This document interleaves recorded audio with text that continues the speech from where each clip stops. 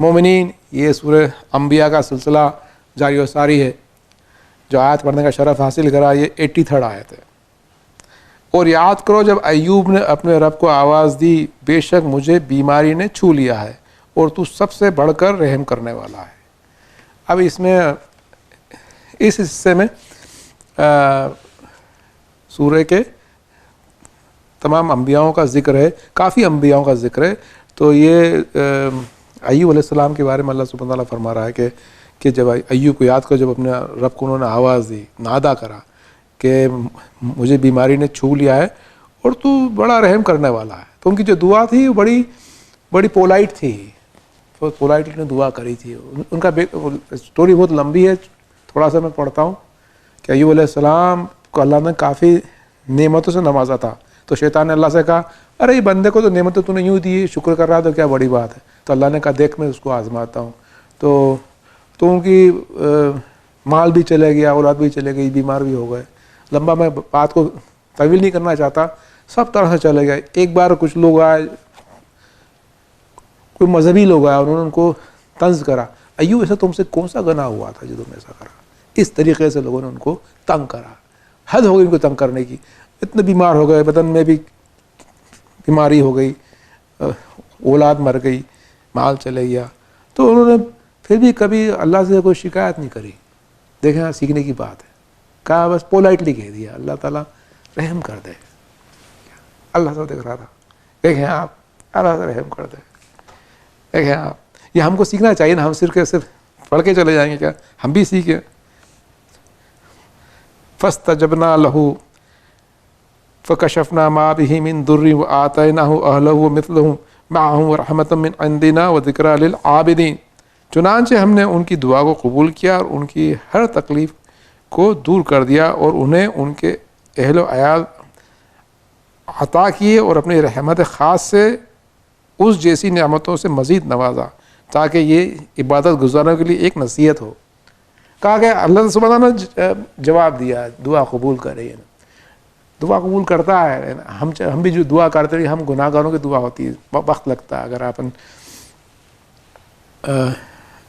دعا کو ملم پڑھتے ہیں نا کہ ہماری دعا کیوں رکتی ہے، تو ان چیزوں کو ہم کو دھیان رکھنا چاہیے. لیکن انہوں نے دعا تو اللہ نے بھی کیا کرا کہ جیسے اہل وال تھے ویسے تو دیے اور بھی مزید دے دیے. یہ اللہ کے دینے کا طریقہ ہے. جب دینے پہ آتا تو ایسا دیتا ہے وہ. تو معصوم نے فرمایا کہ اس سے کیا مراد ہے کہ جو تھے وہ بھی اگر اور مزید دیے. تو معصوم نے کہا کہ اس امتحان میں جو ان کے بچے فوت ہوئے تھے وہ تو ان کو زندہ ہو ہی گئے، لیکن جو پرانے بچے جو فوت تھے وہ بھی آ گئے. اللہ تعالیٰ نے سب دے دیے. اللہ جو چاہتا کرتا ہے، اللہ جو چاہتا کرتا ہے. ورحمۃ من عندنا وذکریٰ للعابدین، یہ عبادت گزار کے لیے نصیحت ہے. اگر ہم عابد کہلانے کو کہتے ہیں، ہم عابد ہو گئے اللہ کے، خدا کرے ہم عابد بن جائیں، ان کے لیے نصیحت ہے. ہم ابھی کہاں ہیں عابد؟ اس مقام پہ پہنچنے اگر عبد بن کے عبادت کریں تو کہا کہ تمہارے لیے پھر نصیحت ہو جائے گی. اس سے پہلے ہماری نصیحت نہیں ہو سکتی ہے. ابھی تو ہم تو ناشکرے لوگ ہیں، ہمارا تو مقام ہی نہیں ہے. کاش ہم اس مقام پہ پہنچے تاکہ ہم بھی سیکھیں. وہ اسماعیل و ادریس و ذوالکفل کل من الصابرین، اور اسماعیل اور ادریس اور ذوالکفل سب صبر کرنے والوں میں سے تھے. اب اللہ تعالیٰ نے نام لینا شروع کیا پیغمبران کی. کیا عزت بخشی اللہ نے. سورہ انبیاء اس میں نام لے رہا اللہ، کیا کمال ہے. اللہ تعالیٰ نے جس کو نوازتا ایسا نوازتا ہے. تو صابرین نے سب سے پہلے نام لیا اسماعیل علیہ السلام کا.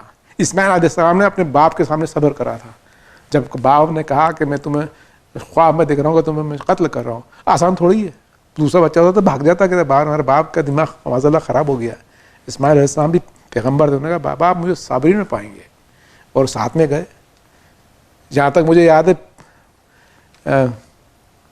پٹی ابراہیم علیہ السلام کی بندی تھی. یہ نہیں معلوم مجھے کہ اسماعیل علیہ السلام کی پٹی بندی تھی کہ نہیں بندی تھی، یہ مجھے نہیں معلوم ہے. لیکن تو یہ ان کا صبر تھا. تو اللہ تعالیٰ کا نام. پھر ادریس علیہ السلام کہا کہ وہ بھی صابر تھے، اور ذوالکفل کل من الصابرین. تو ادریس علیہ السلام کے علامہ نے کہا جاتا ہے کہ نوح علیہ السلام کے پہلے گزرے ہیں، اور یہ پہلے تھے واحد شخص جنہوں نے کہ پین سے لکھنا شروع کرا. درس سے ادریس نام بنا، لکھنا انہوں نے شروع کرا ہے پہلا. اور ٹیلرنگ بھی انہوں نے شروع کری ہے. ٹیلرنگ کا کام بھی انہوں نے شروع کرا ہے. یہ دو کام ان کے خاص تھے جو انہوں نے کرے تھے. اور ذوالکفل بھی ایک رسول تھے وہ, اور ان کے بارے میں کہا جاتا ہے کہ ان میں خاصیتوں میں جو کہ ذوالکفل اس لیے کہلاتے تھے کہ انہوں نے کافی نیکیاں کمائی تھیں. ہم کو بھی سیکھنا چاہیے, کافی نیکیاں کمائی. ان کی کیا نیکیاں تھیں کہ وہ رات کو عبادت کیا کرتے تھے اور دن میں روزے رکھا کرتے تھے. ہم کو بھی سیکھنا چاہیے کہ ہم بھی نماز شب پڑھیں. کچھ مستحبات روزے بھی ہم رکھیں, وہ روزے بھی رکھا کرتے تھے. پھر اس کے بعد جب بھی کچھ فیصلہ ہوتا تھا تو کبھی اس میں فیصلے میں غصہ نہیں کرتے تھے. زندگی میں ہمارے فیصلے ہوتے ہیں ہم غصے میں آ جاتے ہیں. اور کیا وعدے کے پکے تھے وہ. ہمارے دیکھیں ہمارے کیسے وعدے ہوتے ہیں, ابھی کیا توڑ دیا, ہم غصے میں آ جاتے ہیں. رات صبح کی نماز پڑھنے میں سستی آتی ہے, دن میں روزہ رکھنے میں تکلیف ہوتی. یہ اللہ تعالیٰ نے کہا یہ سب صابرین تھے. اللہ تعالیٰ نے صابرین کا, تو پھر صابرین کے ساتھ پھر اللہ نے کیا دیا ان کے درجہ, وہ ادخلناہم فی رحمتی انہم من الصالحین, اور ہم نے ان سب کو اپنی رحمت میں داخل کر لیا تھا, یقیناً یہ صالحین میں سے تھے. یا اللہ تعالیٰ نے کہا تم صبر کرا, اور کہا میں تمہیں اپنی رحمت میں داخل کروں گا, پیغمبری دوں گا. اور اس کے بعد کہا کہ وہ یقیناً ہمارے صالح بندوں میں سے تھے. یا اللہ تعالیٰ نے سارے ذکر کیے ہیں, ان کی سنتیں بتائی تاکہ ہم بھی شوق پیدا کریں, مومنین میں شوق پیدا ہوا. وَظَنُّونِ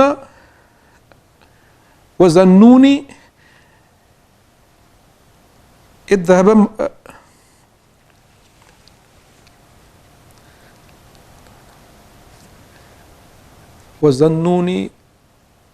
ذهب مغاضبا فظن أن لا نقدر عليه فنادى في الظلمات أن لا إله إلا أنت سبحانك إني كنت من الظالمين.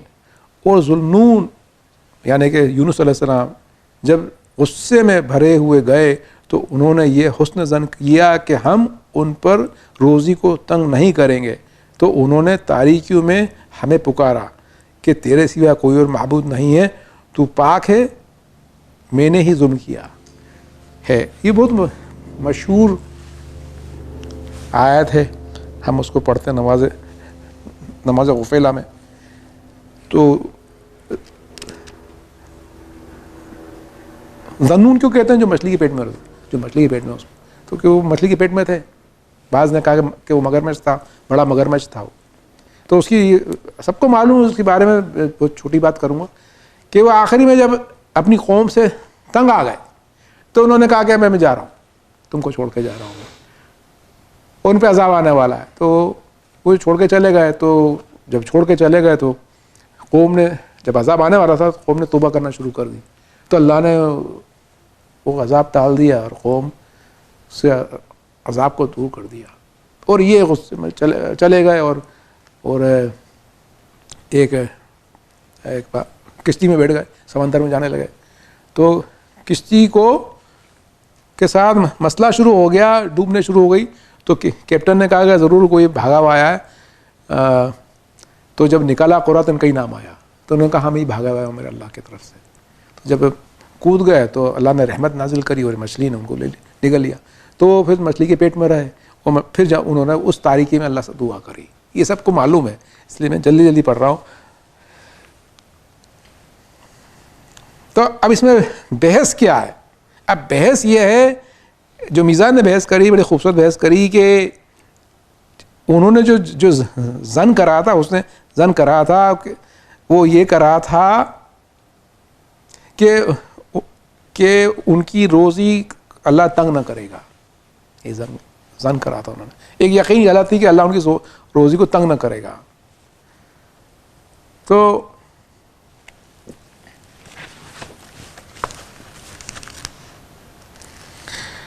امام رضا علیہ السلام فرماتے کہ صرف انہوں نے یہ زن کرا تھا کہ ان کی روزی تنگ ہوگی. یہ زن نہیں کرا تھا کہ اللہ تعالیٰ ان پہ قادر نہیں ہے. اگر وہ یہ زن کر لیتے کہ اللہ ان پہ قادر نہیں ہے تو وہ کافر ہو جاتے, کیونکہ یہ زن تو غلط ہو جاتا نا. تو اتنا ہی زن تھا کہ ان کی روزی تنگ نہ ہوگی. یہ بحث ہے.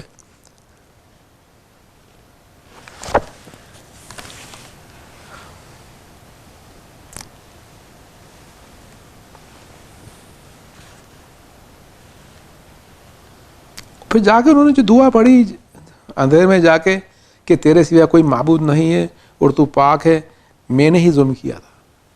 اب اس میں بحث ہے انہوں نے ظلم کیا تھا، اور انہوں نے کیا گناہ کرا تھا کہ معاذ اللہ ظالم ہو گئے تھے. یہ بحث ہے میزان میں. اس کا یہ ہے کہ میزان نے کہا کہ ہم ایسا سوچ بھی نہیں سکتے کہ کوئی پیغمبر ظالم ہوگا، کیونکہ وہ گناہ نہیں کرتا ہے. تو ان سے کیا پھر ہوا تھا؟ ترک اولا ہوا تھا. ترک اولا کیا ہوا تھا کہ انہوں نے رب کی نافرمانی اس طریقے سے نہیں کری تھی کہ گناہ ہو جائے. تھک گئے تھے وہ قوم کو سمجھا کہ قوم نہیں سنا تھا، چل دی ناراضی تھی، لیکن یہ نہیں سوچا تھا کہ اللہ تعالیٰ ان پہ کچھ قادر نہیں ہے. تو اس طرح سے انہوں نے ترک اولا کرا تھا.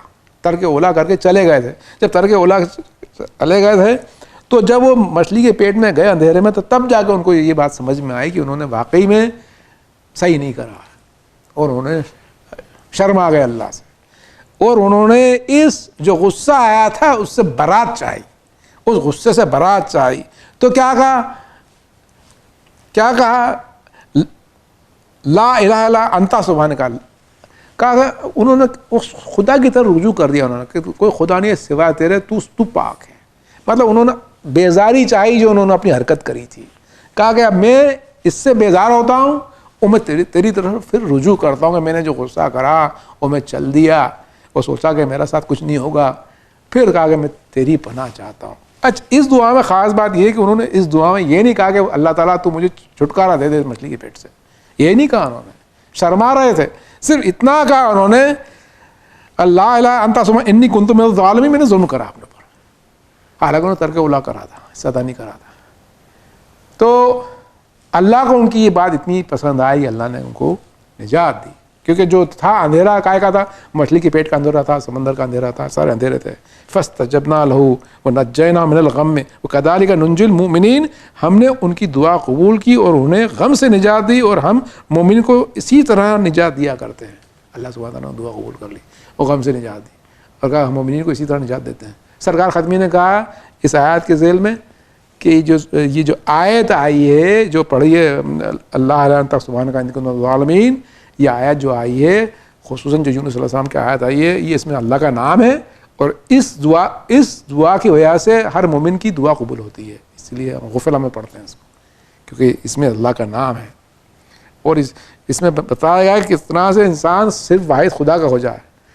انت سبحانک، سبحان جو ہے نا وہ سب کی جان ہے، پاکی جو ہے اللہ کی، سب سے جو اللہ کی پاکی میں ہی جو پاکی جو اللہ کی ہے نا، اللہ کے اتنے نام ہیں لیکن جو ایک نام جو ہے نا سبحان، اس کی بات ہی کچھ الگ ہے. وہ جب ہم کسی مقام پہ پہنچیں گے تو ہم کو سمجھ میں آئے گا کہ سبحان کا کیا کی لذت کیا ہے، سبحان کی لذت کیا ہے. سبحان قدوسن کی جو تسبیح جو پڑھتے ہیں یہ ملائکہ، تو وہ سمجھتے ہیں اس کی کیا لذت ہے، لیکن اہل البیت اس کی لذت کو بہت زیادہ جانتے ہیں. کاش ہم کو بھی کچھ سبحان کی لذت ہم کو بھی حاصل ہو، سبحان قدوسن کی لذت. تو اس میں سبحان کا جو لفظ آیا ہے، اللہ تعالیٰ کا نام یہ سبحان آیا. اللہ تعالیٰ یہ لذت جب ہی آئے گی جب ہم میں پاکی خود میں ہو. اگر ہم میں پاک کی نہیں ہوگی تو ہم کو یہ لذت سمجھ میں نہیں آئے گی. وہ زکریا اذ نادى ربہ ربی لا تذرنی فردا وانت خیر الوارثین، اور زکریا نے جب اپنے رب کو پکارا، اے میرے رب تو مجھے اکیلا نہ چھوڑنا اور تو ہی بہترین وارث ہے. وہ بوڑھے ہو چکے تھے، یہ خوف تھا کہ کوئی ان کا وارث نہیں ہے، آگے کون مشن لے کے چلے گا اسلام کا، فکر کرتے تھے. بیوی بانج تھی، تو آخر میں انہوں نے اللہ سے دعا کری میرا میں جا کے، خصوصاً جب انہوں نے یہ دیکھا تھا کہ بی بی مریم کی دعا ایسی قبول ہو رہی تھی. وہ آ گئے تھے جب محراب میں بیٹی پھل آ گئے تھے، اس وقت انہوں نے جا کے خاص دعا کری تھی. وہ انہوں نے پڑھا سورہ مریم میں، جب میں دیکھا تھا محراب میں بیٹھی ہوئی بیوی اور آ گئے، کہا تمہارے پاس کہاں سے پھل آ گئے، اللہ مجھے پھل دیتا ہے. تو زکریا علیہ السلام تو ان کے دیکھ بھال کرتے تھے ان کی، تو فوراً دعا کری تھی اس وقت. تو نے جو کہا کہ تو مجھے اکیلا مت چھوڑ، اور تو سب سے بہتر وارث ہے. سب سے بہتر وارث کیا مطلب ہے؟ ہر چیز کا وارث تو اللہ ہی ہے نا، پوری کائنات کا وارث اللہ ہے. ہم تو صرف تھوڑے دن کے لیے اللہ نے ہم کو ڈیوٹی دی کہ تم آ جاؤ یہاں اور یہ چیزیں تم دیکھ لو، وارث تو میں ہی ہوں ہر چیز کا. تو کہا تو سب سے بہتر وارث ہے. فاستجبنا له ووهبنا له يحيى واصلحنا له زوجا انهم كانوا يسارعون في الخيرات ويدعوننا رغبا ورهبا وكانوا لنا خاشعين. تو ہم نے ان کی دعا قبول کی اور انہیں یحییٰ عطا کیے اور ان کی بیوی کو ان کے لیے اولاد کے قابل بنا دیا. بے شک یہ لوگ سب نیکی کے کاموں میں سبقت لے جایا کرتے تھے اور ہمیں شوق اور خوف سے پکارتے تھے اور وہ ہمارے سامنے خشوع کے عالم میں رہتے تھے. کیا آیتیں ہیں یہ، کیا کردار بتایا پیغمبران کا. دیکھیے ایک کے بعد ایک کیسے کردار آ رہے ہیں، کتنا لطف آ رہا ہے، کتنا اچھا لگ رہا ہے اس دیکھ کے. تو کیا کہا تو اللہ نے فوراً دعا قبول کری. اب بار بار سنے فاستجاب، اللہ نے کہا پھر ہم نے ان کی قوت قبول، پھر ہم نے دعا قبول کری. اللہ تعالیٰ اس طرح احسانات کرتا ہے انبیاء پہ. ہماری دعا قبول، ہم تو گناہ گار ہیں، ہم پہ کتنے اللہ احسان کرتا ہے. ہم تو اتنے گناہ گار ہیں پھر بھی اللہ ہماری دعا قبول کرتا ہے. شرم آتی ہے ہم کو اللہ سے. تو اللہ نے کہا ہم نے دعا قبول کی اور یحییٰ عطا کیے اور ان کی بیوی کو اولاد کے قابل بنا دیا. تو کیا کہا انہم کانوا یسارعون فی الخیرات، نیک کام جلدی کیا کرتے تھے. ساری خیرات سبقت لے جایا کرتے تھے. ہمیں بھی اللہ شوق پیدا کرے، ہم بھی نیکی کام میں سبقت پیدا کریں. ماشاءاللہ اٹلانٹک کمیونٹی بہتر ہو رہی ہے، لوگ لگے ہوئے ہیں جوش میں. یہ ساری خیرات ہم کو چاہیے اور زیادہ کریں ہم لوگ. یدعون، اور ہم کو امید سے، رغبا و رہبا، اور خوف سے پکارا کرتے تھے. تو معصوم نے فرمایا کہ امید اور خوف، امید سے پکارنا مطلب اللہ کے آگے ہاتھ ایسے بلند کر دینا، ہتھیلیاں آسمان کی طرف، یہ امید ہوتی ہے. ایسے کرے خوف، امید سے پکارنا. اور خوف سے کیسے کہ ایسے ہاتھ الٹے کر دینا اور اونچے کان تک لے کے جانا، یہ خوف کی حالت ہے بندے کی. تو یہ انبیاء تھے اللہ تعالیٰ کو دونوں طریقے سے پکارا کرتے تھے، امید سے اور خوف سے. اور کانوا لنا خاشعین، خشوع میں رہتے تھے، ہمیشہ ہمبل رہا کرتے تھے اللہ سبحانہ وتعالی کے سامنے. اللہ تعالیٰ سکھا رہا ہے کہ کس طریقے، کیونکہ یہ لوگ تو مشہور تھے نا، آل عمران میں پڑھ چکے ہیں ان کی فضیلت کیا ہے. ان کی فضیلت زکریا علیہ السلام ہوئے، بی بی مریم ہوئی امام، اور یحییٰ علیہ السلام، عیسیٰ علیہ السلام ہوئے. یہ پورا کا پورا ایک جتھا تھا، یہ سب کے سب نیکیوں میں آگے بڑھا کرتے تھے. یہ سب تو یہ چیزیں ایسی کہ دعا کرتے ہیں اللہ سے سبحانہ تعالیٰ سے کہ ان آیتوں کے سلسلے میں اللہ تعالیٰ ہمارے قلب میں بھی اس طرح کا اثرات پیدا کرے کہ ہم بھی اسی طرح سے اللہ کو پکاریں اور اس سے محبت کریں اور خشوع سے رہیں. واللتی احسنت فرجہا فنفخنا فیہا من روحنا وجعلناہا وابناہا آیۃ للعالمین. اور اس عورت کو یاد کرو جس نے اپنی عفت کی حفاظت کی تھی، پھر ہم نے اس میں اپنی روح پھونک دی اور ہم نے اس سے اور اس کے بیٹے کو اہل عالم کے لیے نشانی بنا دیا.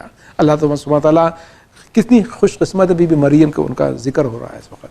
سورہ انبیاء کے اندر سارے انبیاؤں کے بیچ میں فقط ایک عورت ہے جس کا ذکر ہوا ہے، وہ بی بی مریم کا ذکر ہوا ہے. کہا واللتی احسنت فرجہا، کہا جس نے عورت نے اپنی عفت کی حفاظت کری تھی. کس طرح سے کری تھی؟ معصوم فرماتے ہیں کہ ان کو کسی کے بھی غیر مرد نے دیکھا ہی نہیں کبھی. ایسی بیوی تھیں کہ کسی غیر مرد نے ان کو کبھی دیکھا ہی نہیں. اس طرح انہوں نے اپنی عفت کی حفاظت کری تھی. تو اللہ نے کیا کہا، پھر ہم نے اس میں اپنی روح پھونک دی. کیوں اللہ نے کہا کہ روح پھونک دی؟ اپنی روح پھونک دی بتانا چاہ رہا تھا کہ جو ہوا ہے، جس طریقے سے عیسیٰ پیدا ہوئے ہیں اس میں کوئی مرد شامل نہیں تھا. اللہ کی طرف سے وہ پیدا ہوا، کوئی مرد شامل نہیں تھا اس سلسلے میں. اس لیے اللہ نے کہا ہم نے اپنی روح پھونک دی بس. اور ہم نے اسے اور اس کے بیٹے کو اہل عالم کے لیے نشانی بنا دیا. تو اللہ تعالیٰ نے کہا کہ دونوں کو ملا دیا. اللہ نے ایک کا نہیں کہا کہ صرف عیسیٰ علیہ السلام کو نہیں کہا کہ صرف ان کو نشانی بنا، دونوں کو ملا کے بتا دیا. عیسیٰ ابن مریم کو بتایا، نام آتا ہے ابن مریم کر کے. دونوں کہا کہ ایک ہی تھے، دونوں میری نشانی تھے. بی بی کا نام بھی لیا. یا سبحان اللہ. ان ہذہ امتکم امۃ واحد وانا ربکم فاعبدون. بے شک یہ تمہاری ملت ایک ملت واحد ہے اور میں تمہارا پروردگار ہوں، تم سب میری عبادت کرو.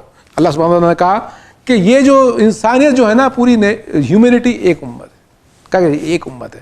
جب آدم علیہ السلام آئے تھے تو ایک ہی امت تھی. وہ تو اللہ نے کہا یہ تو ایک ہی امت ہے نا، دوسری کہاں سے امت ہے؟ اس لیے اللہ تعالیٰ نے قرآن میں بار بار کہا یا ایھا الناس، یا ایھا، پکارا پوری انسانیت کو پکارا اللہ نے قرآن میں بار بار. کہا کہ ایک ہی امت ہے اور میں تمہارا پروردگار ہوں، تم صرف میری عبادت کرو. تو لیکن اللہ نے کیا کہا کہ کیا ہوا کیا؟ وَتَقَطَّعُوا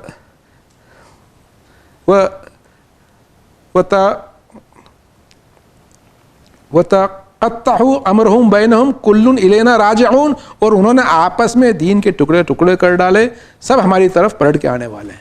اللہ تعالیٰ نے کہا کہ حالانکہ امت تو ایک تھی، لیکن اپنی یہ اختلاف کی وجہ سے، اپنی اپنی سوچوں کی وجہ سے، اپنے اپنے فائدوں کی وجہ سے ٹکڑے ٹکڑے ہوئے امت کے.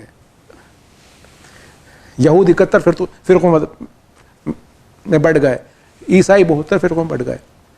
اس طریقے سے دوسرے جو بھی آئی تھی، دوسری کتابیں آئی تھیں، سب لوگ آپس میں ٹکڑے ٹکڑے ہو گئے.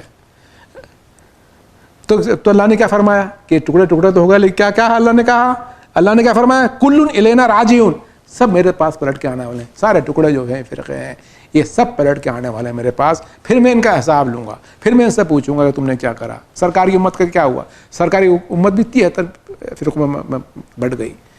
تو اللہ تعالیٰ کے پاس سب کو پلٹ کے جانا ہے. جب سرکار ختمی آئے تھے دنیا میں، جب رسالت کا اعلان کرا، اس وقت پوری کائنات، پوری زمین پہ ٹکڑے ٹکڑے ہو گئے تھے، دین کے ٹکڑے ٹکڑے دین کے ہو گئے تھے. اور ان ٹکڑوں کو سمیٹنا اور اسلام کو کامل کرنا سب سے مشکل کام تھا، کیونکہ سب کے سب فرقوں میں بٹ گئے تھے. توحید بھی نہیں ثابت رہ پائی تھی، توحید کے ٹکڑے ہو گئے تھے، ہر طرح سے ٹکڑے ہو گئے تھے.